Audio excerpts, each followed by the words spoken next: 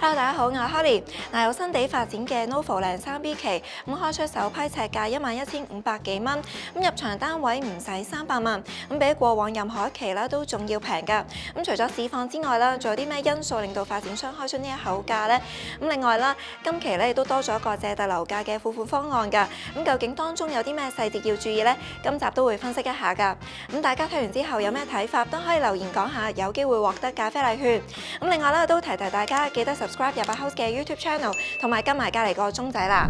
一共有14棟，夾埋超過4500伙嘅 Novoland 係屯門歷嚟最大規模嘅私樓項目，由新地發展，一共有6期。之前已經推出咗其中4期㗎啦，累售近2800伙，佔開售期數嘅單位大概8成半。而最新推出嘅3B 期一共有2座，涵蓋開放式到3房單位，關鍵日期係2025年4月，樓花期大約10個月。呢一期並唔係最後一期嚟㗎，因為隔離嘅3A 期都仲未推出，涉及534伙，發展商之前透露過都有機會今年開賣。先推3B 期或者都係推盤策略，由高空畫面見到呢一期基本上都被樓包圍住，景觀可以話係最遜色嘅一期，有助壓低樓價，營造減價效果。3B 期首批154伙，折實平均尺價11,598蚊，對比過往4期平均尺價普遍超過13,000蚊，今期低咗1.2%到1.7%不等。不過同期大市嘅跌幅都差唔多，今批尺價只係反映市況。不過 Novoland 3B 期嘅開價都算係貼市，因為附近樓齡比較新嘅二手屋苑，好似豐年同柏宇咁樣，平均尺價都係介乎10,900幾蚊到11,600幾蚊。而發展商都有講過，3B 期單位同以往開售單位嘅景觀同座向有分別，相信開價會俾市場接受。睇返今期景觀，其中第2座向東北方嘅單位會望到對面嘅青田村，就算向另外嗰邊會望到內園，都係以自己屋苑樓景為主。而第1座向西北方部分單位，或者可以喺樓罅之間揾到缺口望到村屋景。至於呢一座向另外嗰邊嘅單位，就會望青山醫院方向，景觀已經係今期最開揚。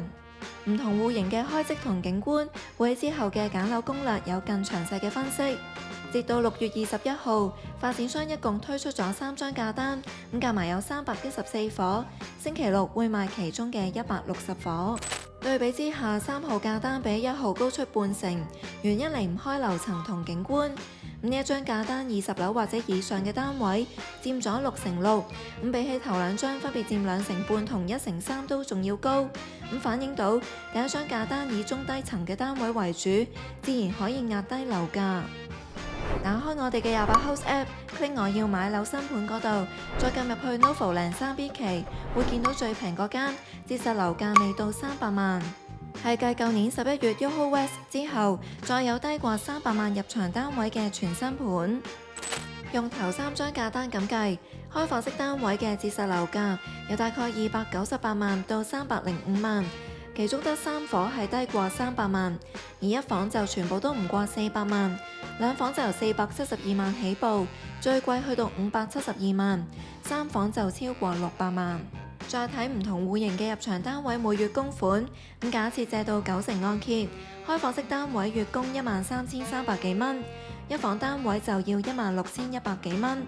，2房單位跳升到超過2萬蚊，3房單位就要超過27,000蚊。如果買嚟投資收租嘅話，用 Novoland 之前嗰4期嘅成交尺租推算唔同戶型嘅租金，再扣埋管理費之後，開放式到3房單位嘅實收月租介乎大概9,300幾蚊到14,100幾蚊。用各類戶型入場單位嘅樓價去做基礎推算，見到開放式同埋1房單位嘅回報率先至有機會跑贏大市。不過要留意，估算只係基於最平嗰伙計，樓價越貴，回報率自然越低。而且租金水平會隨住市況改變，啱啱嘅推算只係俾大家做個參考。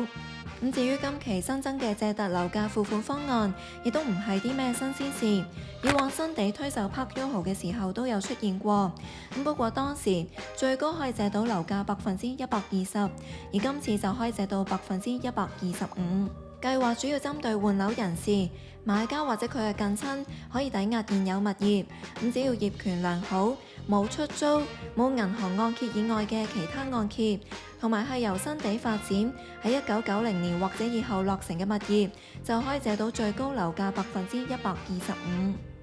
不過要留意，相關方案嘅貸款期得3年，咁即係話換樓人士要喺3年之內賣甩層樓，如果唔係最多只可以延長2年，咁但係之後嗰2年嘅息率就會由3.68厘大升去到7厘，而且貸款期完咗之後，買家想轉按翻俾銀行嗰陣，咁若果樓價持續下跌，就有機會面對估價不足嘅情況。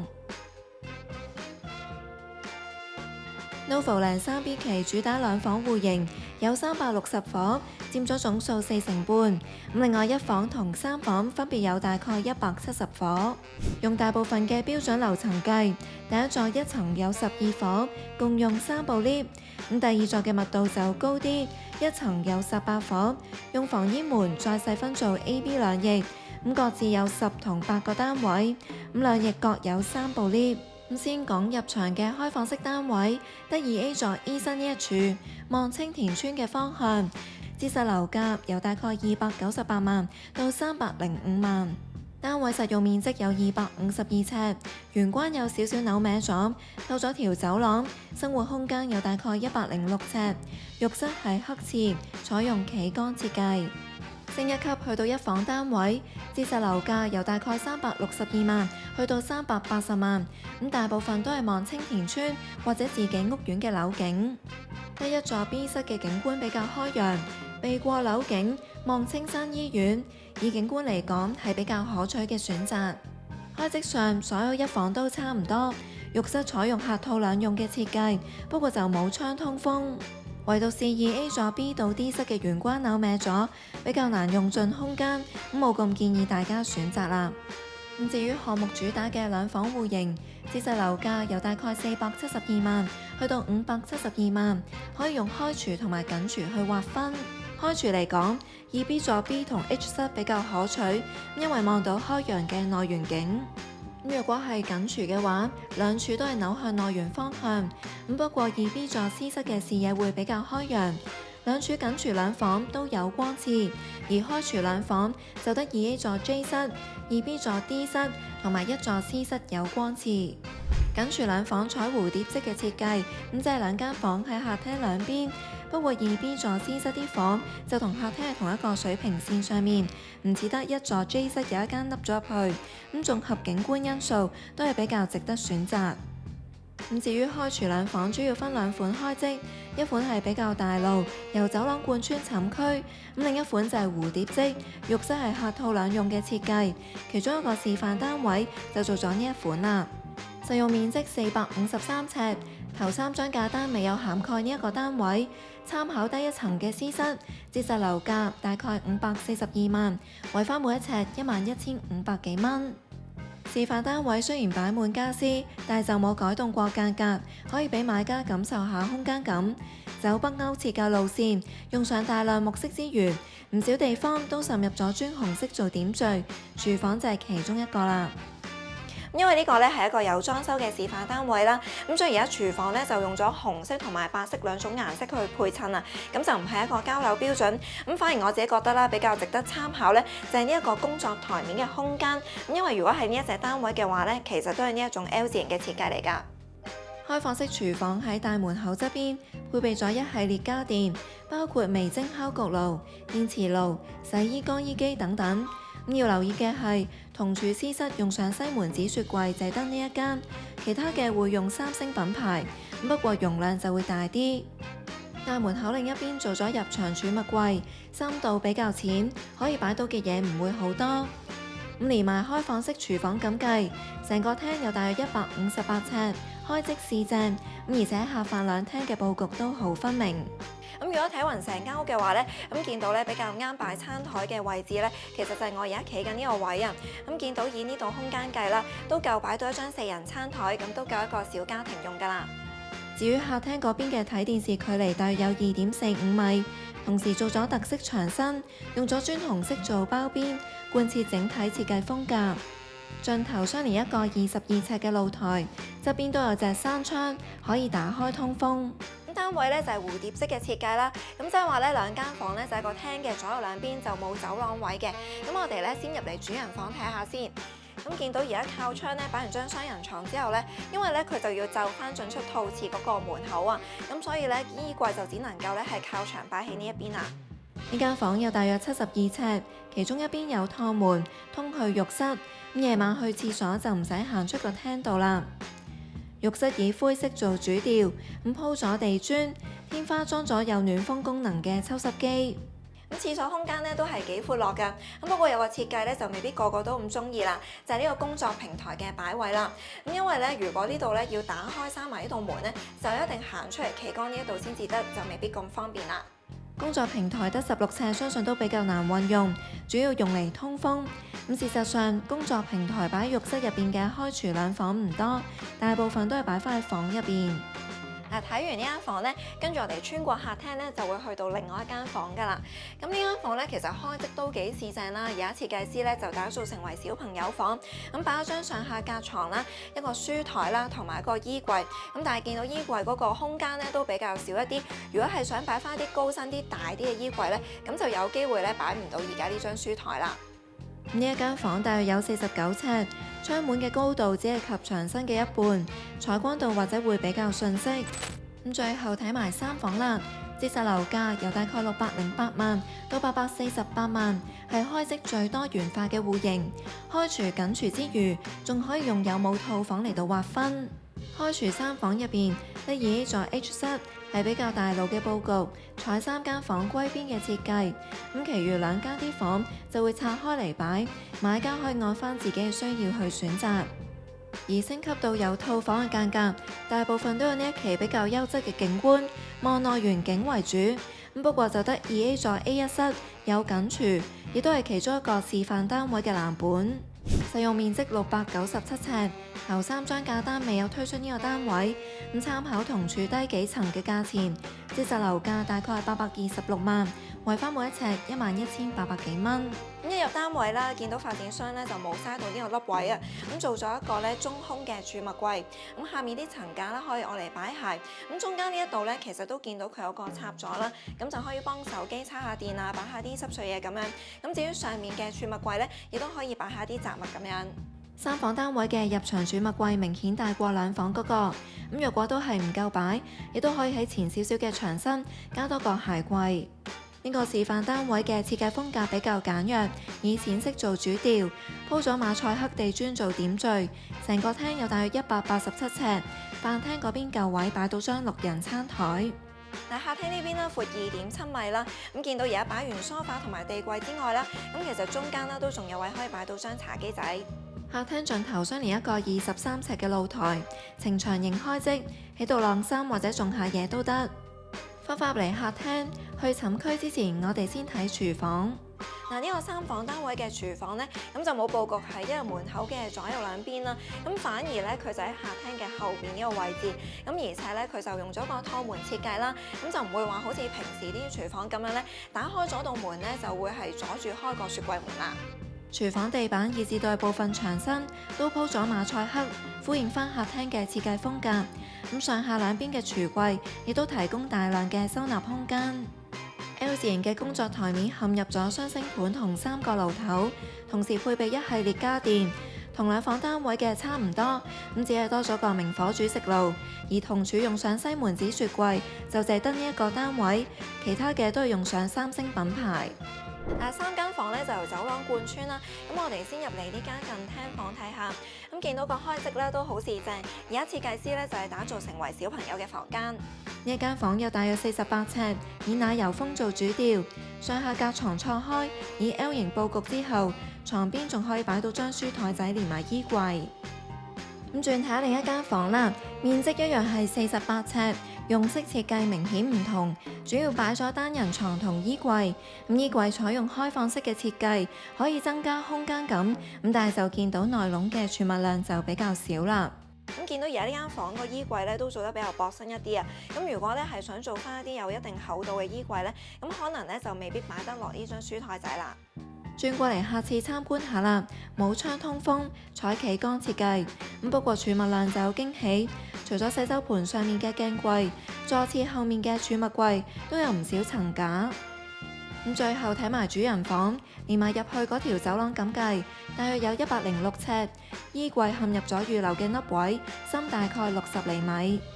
而家主人房咧就擺咗張雙人床啦，見到咧都可以勉強做到3邊落床㗎。不過啦，剩低通出去工作平台嗰通道咧就窄一啲，可能啦都要打側身先至行到出去啦。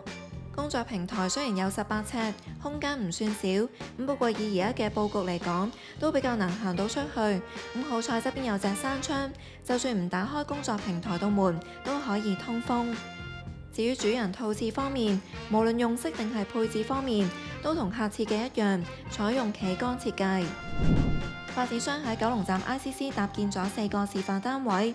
除咗片入邊提過嘅2房同3房，仲有一個303尺嘅1房，同埋一個417尺嘅2房。有興趣嘅朋友可以去參觀下啦。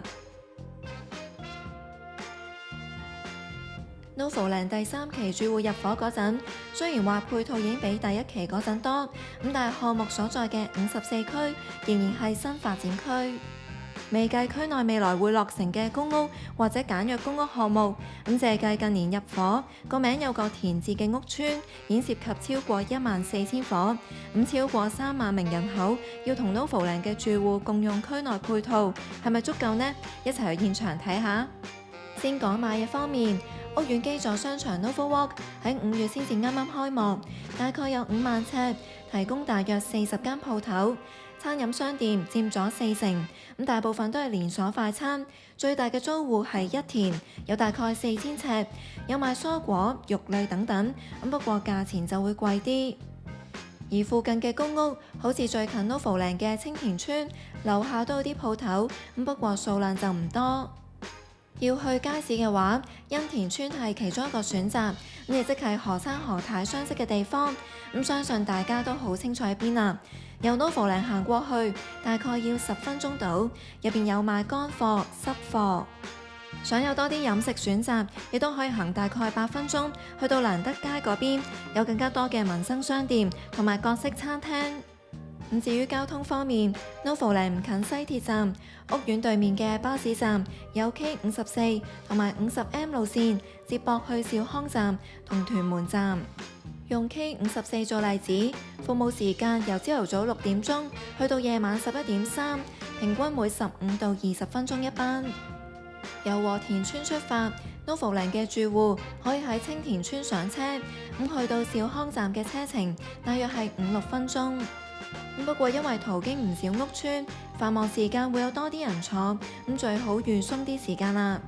呢一條路線都會經埋新墟街市，係區內比較大規模嘅一個街市。對於成日煮嘢食嘅住戶嚟講，嚟呢一度買餸或者先至可以滿足得到啦。而喺屋苑正對出嘅巴士站就有路線去機場。對於有揸車習慣嘅住戶嚟講，3B 期自設111個車位，以769伙咁計，平均每6.9戶增一個。外圍嘅配套未算好成熟，所以會所就成為咗項目嘅賣點。連埋園林，大概有40萬尺，提供88項設施。之前我哋驗收1期單位嗰陣，已經開箱過當時已經開咗嘅設施。有興趣嘅朋友可以 click 翻去右上角嘅連結重溫。當所有期數嘅設施都落成嗰陣，大概32000尺嘅水上遊樂設施會成為焦點，包括50米長嘅室外泳池、25米長嘅室內泳池。其他康體設施方面，仲有2個夾埋大概6600尺嘅健身室，同埋多用途運動場館，可以打下籃球、羽毛球等等。屋苑每尺管理費大概3個9毫8。大家對於今集有咩睇法都可以留言講下㗎，有機會獲得咖啡禮券。最後啦，如果你都中意呢條片嘅話，記得俾我 like 支持下我哋啦。想知道多啲 Novoland 3B 期嘅資訊，可以 scan 而家畫面見到嘅 QR code，又或者 click 入去 description box 嘅連結。